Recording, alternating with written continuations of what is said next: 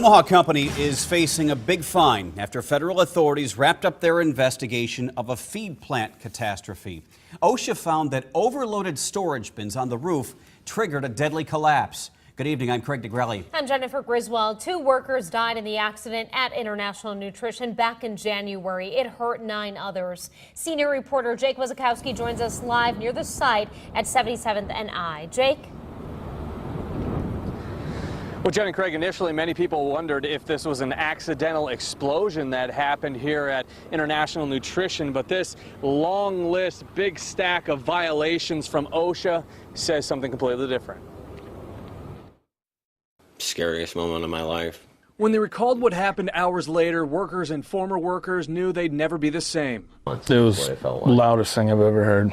The tragedy at International Nutrition. But was it an accidental explosion or a building collapsing under the weight?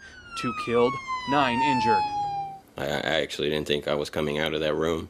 OSHA reveals its 6-month investigation today, saying the structure collapsed on itself under the weight of storage bins with an excess of limestone. But International has some responsibility for having constructed that in the first place. Limestone and other ingredients were stored on the roof to make their animal feed supplement. The heavy weight was too much for the support structure, which came crashing down. It all happened in just 30 seconds.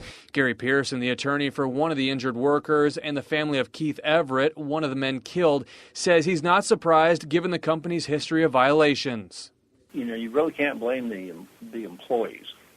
They're only following orders to what people tell them to do, and they're not structural engineers. They wouldn't know how much those bins could hold or not hold. OSHA handed out a total of 13 health and safety violations for things like combustible dust, improper training on hazard communication, and having confined spacing. But the willful citation says overloading the bins directly led to the deaths of Everett and Dave Ball. They should have known the structure couldn't hold all that weight.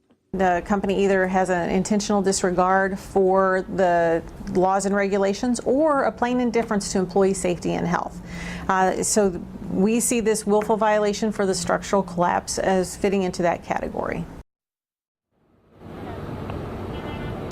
And as you can see, much of that collapsed building has now been deconstructed. They outsourced some of the production that was being done here as well. You can still see pretty much those sides that had collapsed off of the rest of the building that was there at some time now. OSHA also cited International Nutrition for being a repeat violator on a certain violation.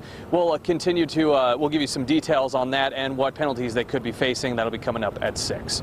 Reporting live near 72nd and L, Jake Wazakowski, KMTV Action 3 News. And there is more tonight. We called International Nutrition about OSHA's findings. They did not return our calls, but they did release a statement. The feed company said this: "We especially disagree that company officials knew of any condition which could have contributed to the collapse of our building."